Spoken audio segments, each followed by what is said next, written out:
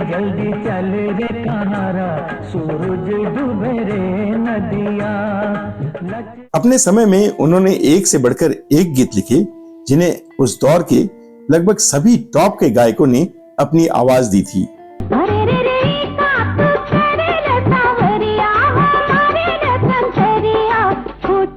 उनके रचे गीतों में गजब की मिठास थी और एक आत्मीय भाव था जो सुनने वालों के दिलों में उतर जाता था।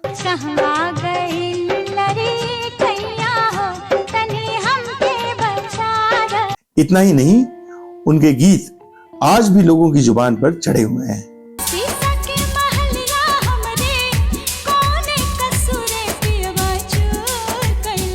उन्होंने न सिर्फ गीत लिखे और संगीत बनाया, बल्कि कई फिल्मों की कहानियों से लेकर डायलॉग तक लिखे, जिन्हें दर्शकों से बेहद प्रेम और सम्मान भी मिला। ताज के हड़िया एक के बाद चूल्हा पे चढ़ेला, तू कतनो पैतरा बदलवा, सच सच्चे रही, कभी झूठ ना हो सके। हम तो यही कहे के चाहत रही मुखिया जी कि सच सच रहला, झूठ कबू ना हो सके। लेकिन क्या आप जानते हैं कि इस मल्टी टैलेंटेड फिल्मी हस्ती को क्षेत्रवाद का ऐसा शिकार होना पड़ा कि वह एक ही बोली भाषा में सिमट कर रह गए।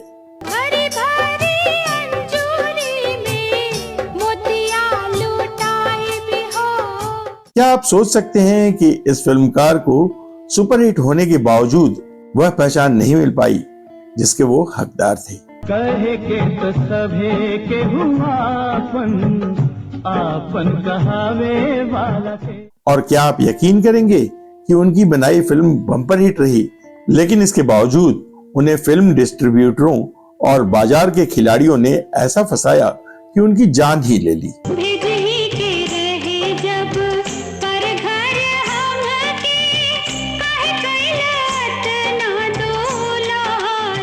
कौन थे यह फिल्मकार और कौन थे वो लोग जिनके कारण मात्र 53 वर्ष की आयु में उनकी मौत हो गई? और क्यों एक राष्ट्रपति ने बदल दिया था उनका नाम, और क्यों छोड़नी पड़ी थी उन्हें अपनी सरकारी नौकरी? जानेंगे और भी बहुत कुछ, बस बने रहिए हमारे साथ।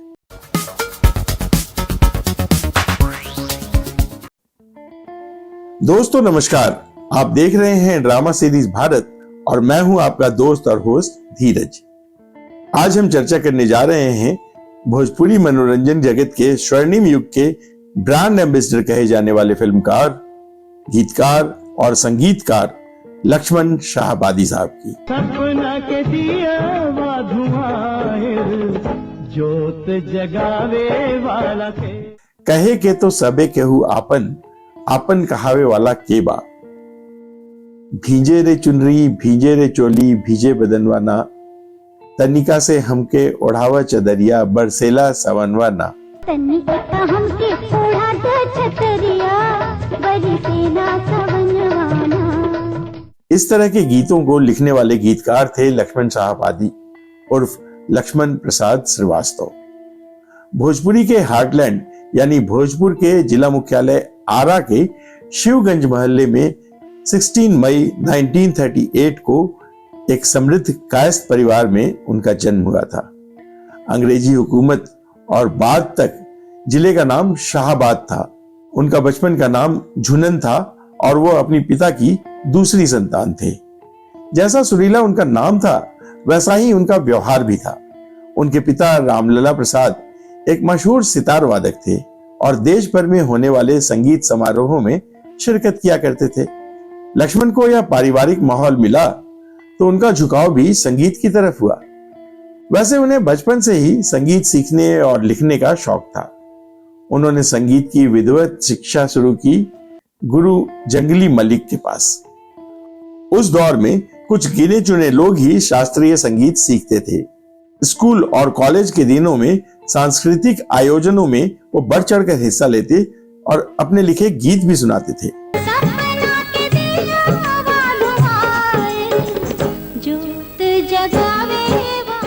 उनके अंदर के कलाकार को उन्होंने खूब फलने फूलने दिया। उनके दोस्त बताते हैं कि ऐसा कोई वाद्य यंत्र नहीं था जिसमें उनकी पकड़ नहीं थी। हारमोनियम, तबला, सितार और कई अनेक वाद्य यंत्रों को बजाने में उनकी गहरी रुचि थी। लगभग 13-14 साल की उम्र तक आते आते वह विभिन्न आयोजनों में स्टेज शो भी करने लगे थे। उनके बारे में उनके मित्र बताते हैं कि वो बड़े ही संवेदनशील और भावुक इंसान थे और लोगों को प्यार व सम्मान देना उनकी तहजीब में शामिल था और यही कारण था कि वो लोगों में जल्दी ही पॉपुलर हो गए। हालांकि कायस्थ परिवार से थे, इसलिए कलम से रिश्ता तो जन्मजात था। उनके लिखे व गाए गीत बिहार, यूपी, कोलकाता और मुंबई तक में लोकप्रिय होने लगे थे। उनके कई गीत स्टेज शो के दौरान ही चर्चित और लोकप्रिय हो गए थे।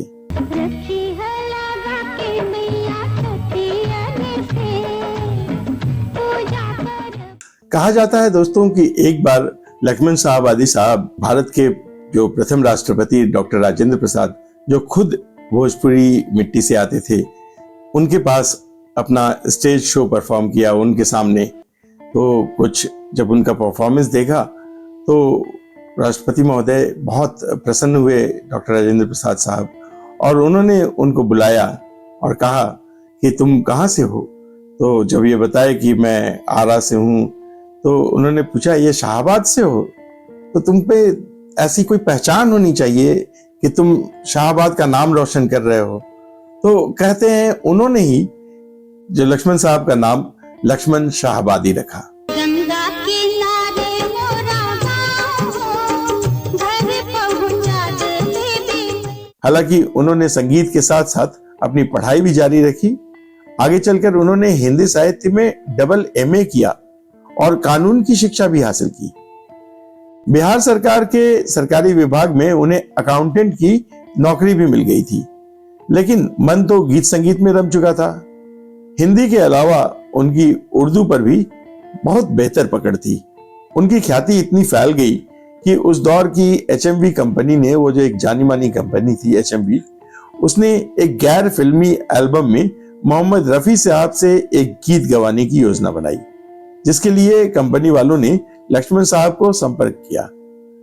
अब पहली बार HMV म्यूजिक कंपनी से उनके गीत रिकॉर्ड हुए, जिसके बोल थे, कह के भी न आए मुलाकात को, चांद तारे हंसे खूब कल रात को। कह के भी न आए मुलाकात को, चांद तारे हंसे खूब कल रात को।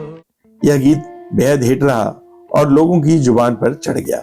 उन्हें हौसला मिला और उसके बाद शुरू हुआ उनका फिल्मी सफर, जिसमें हिंदी और भोजपुरी फिल्में शामिल थी।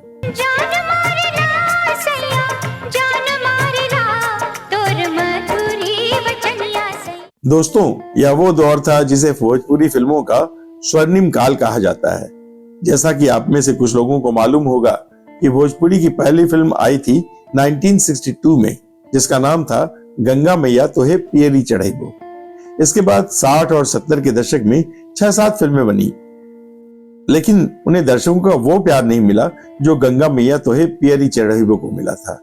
1979 में आई भोजपुरी फिल्म बलम परदेसिया की बम्पर सफलता के बाद कई भाषाओं के फिल्म निर्माताओं ने भोजपुरी की ओर ध्यान दिया और भोजपुरी की धड़ाधड़ फिल्में बनने लगी।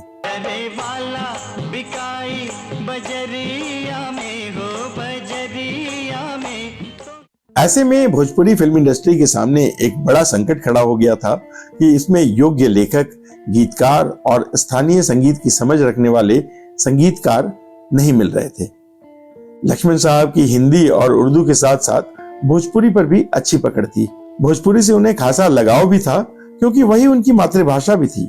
उन्हें मौलिक भोजपुरी लेखन की गहरी समझ थी, तो उन्होंने गाने लिखने शुरू कर दिए। शुरू में उन्होंने 1980 में बनी फिल्म पिया निर्मोहिया के लिए जो गीत लिखे, वह लोगों को खूब पसंद आए।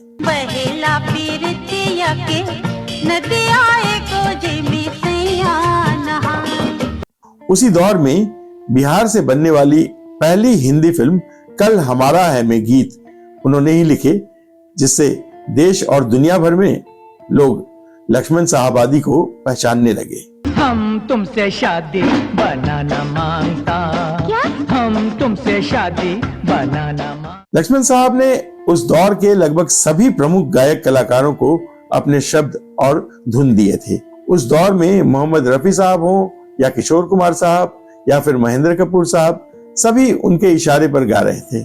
हरेला अखिया पियासल ही आवाज जुड़ावे वाला। सुरों की मलिका आशा भोसले हो या उषा मंगेशकर या फिर नई पीढ़ी की अलका याग्निक और चंद्रानी मुखर्जी आदि, लक्ष्मण साहब की प्रतिभा के आगे सभी ने शीश नवाए थे। हम तो पड़ी तोरे पैया तनी हमके बता दे। इनके अलावा सुरेश वाडेकर, उदित नारायण, मोहम्मद अजीज, शब्बीर कुमार, कयूम अहमद आदि कई नामचीन गायक ऐसे थे जिनसे लक्ष्मण साहबादी साहब अपने गीत गवा चुके थे। याद रखी है ए जी याद रखी है हमरी प्रीतिया। उनकी रचनात्मकता को देखते हुए फिल्म इंडस्ट्री के लोगों ने उन्हें भोजपुरी का शैलेंद्र तक कह डाला था। उनके गीत फिल्मों में आने से पहले ही लोगों के बीच काफी लोकप्रिय हो जाते थे।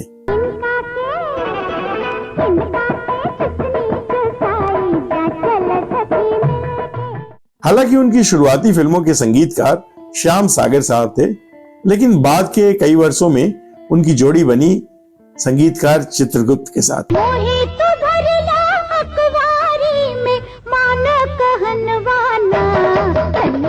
उनकी सोबत में लक्ष्मण साहबादी साहब ने बहुत कुछ सीखा और चित्रगुप्त साहब ने उन्हें बहुत दिल खोल के सिखाया भी था और उन्होंने फिल्मों में संगीत देना भी शुरू कर दिया। फिल्मों के हिसाब से वो कथानक भी लिखने लगे थे, लिखने में तो वो माहिर थे ही, उसके बाद फिर वो कहानी भी लिखने लगे थे।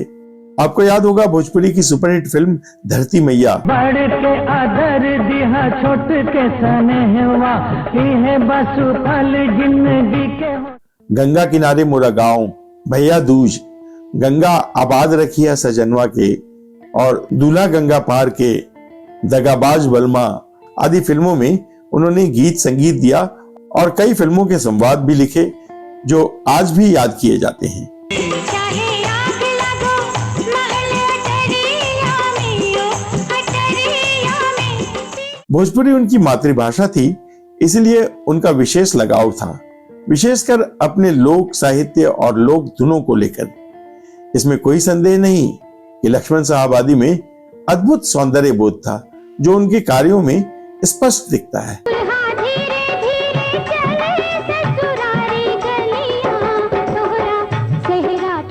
1986 में उन्होंने एक फिल्म खुद प्रोड्यूस करने की सोची। फिल्म का नाम था दूल्हा गंगा पार के। काहे जिया दुखौला चल देहला मोहे बिसार के। इसके प्रबंधन का जिम्मा उन्होंने सौंपा था अपनी पत्नी रानी श्री को।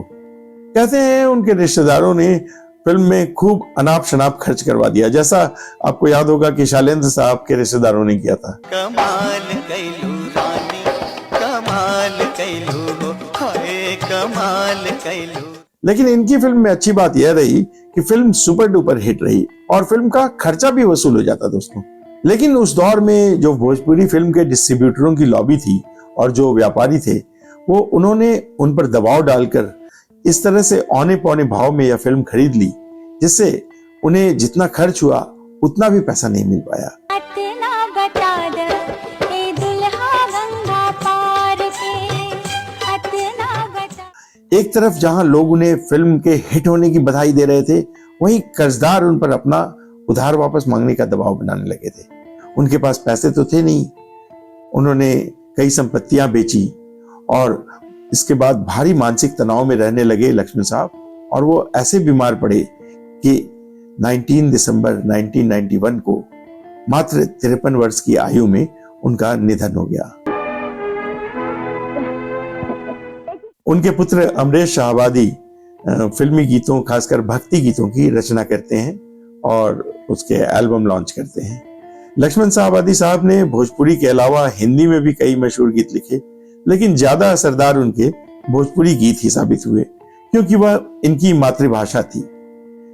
भोजपुरी फिल्म में अश्लीलता आज की तारीख में चरम पर है दोस्तों, लेकिन उस दौर में लक्ष्मण साहब के गीत को सुनकर आप समझ सकते हैं कि भोजपुरी का क्या स्तर रहा है और भोजपुरी भाषा क्या चीज थी। उनके गीतों का क्या लेवल था। तमाम गीत सीधे दिल में उतर जाते हैं बिना भाषा की अश्लीलता के। तभी तो फिल्म के समीक्षक कहते हैं, और मेरा भी मानना है, कि भोजपुरी में अश्लीलता नाम की चीज कभी नहीं रही। और जहां पर अश्लीलता है वो भोजपुरी हो ही नहीं सकती। अश्लीलता को बाहर से जबरदस्ती प्रवेश कराया जा रहा है, जैसा मैं मानता हूं। गैर भोजपुरी भाषी उस टाइप का जो गीत लिख ही नहीं सकते हैं। भोजपुरी को वही लिख सकता है जो उसके बारे में जानता है, उसमें जीता है। दरअसल जब बहुत ज्यादा भोजपुरी कर्मियों की जरूरत पड़ने लगी तो गैर भोजपुरी लोग भी उसमें शामिल हो गए और उन्होंने लोकप्रियता का ये सस्ता सा आसान सा तरीका सीख लिया कि उसमें अश्लीलता खोल दें तो वो ज्यादा हिट हो जाएगी एक खास तबके में। खैर, तो आपको भी पता है दोस्तों कि आज की तारीख में भोजपुरी इंडस्ट्री का इन्हीं अश्लीलता के कारण क्या हाल हो रखा है।